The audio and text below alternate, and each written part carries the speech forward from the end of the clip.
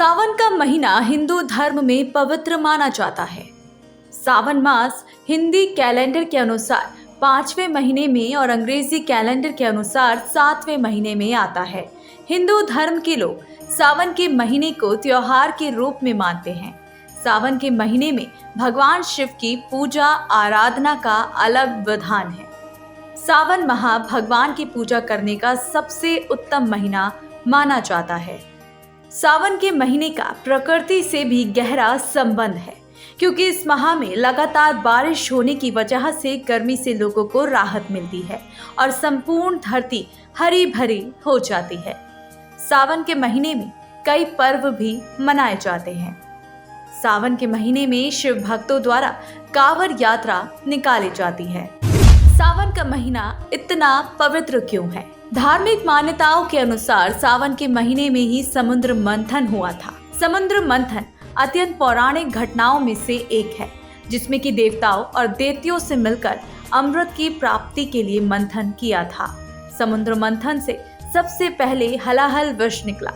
उस विष की ज्वाला से सभी देवता तथा असुर जलने लगे और उनकी चमक फीकी पड़ने लगी। तभी सभी भगवान शिव की आराधना करने लगे। उनकी प्रार्थना सुनकर समुद्र मंथन से निकले हलाहल विष को भगवान शिव ने ग्रहण कर लिया, लेकिन उसे कंठ से नीचे नहीं उतरने दिया। विष के प्रभाव से भगवान शिव का कंठ नीला पड़ गया, जिस कारण उन्हें नीलकंठ कहते हैं। इस प्रकार भगवान शिव ने सृष्टि को विष से बचाया। इसके बाद ही सभी देवताओं ने उन पर जल डाला। इसी कारण शिव अभिषेक में जल का विशेष स्थान है।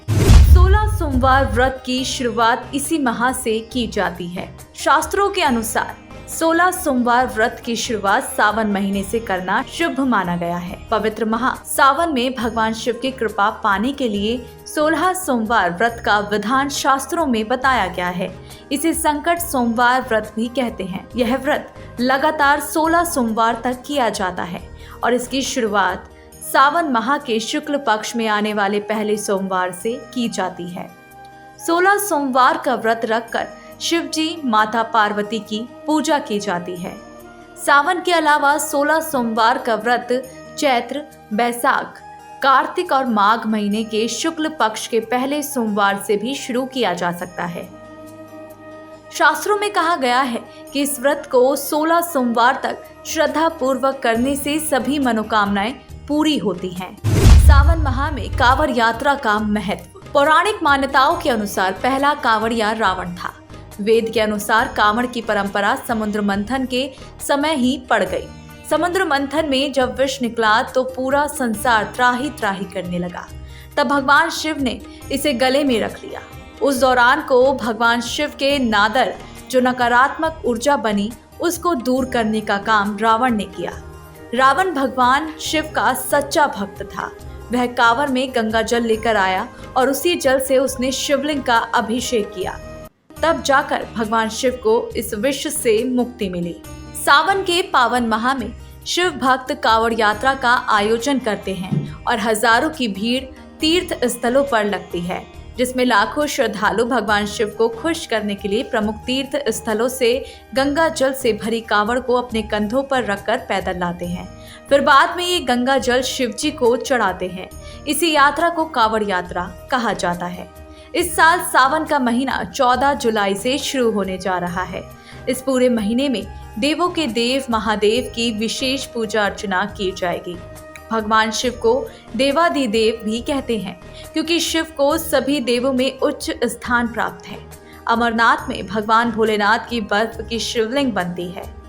सावन के पवित्र महीने में अमरनाथ धाम शिवलिंग के दर्शन के लिए लाखों श्रद्धालु आते हैं।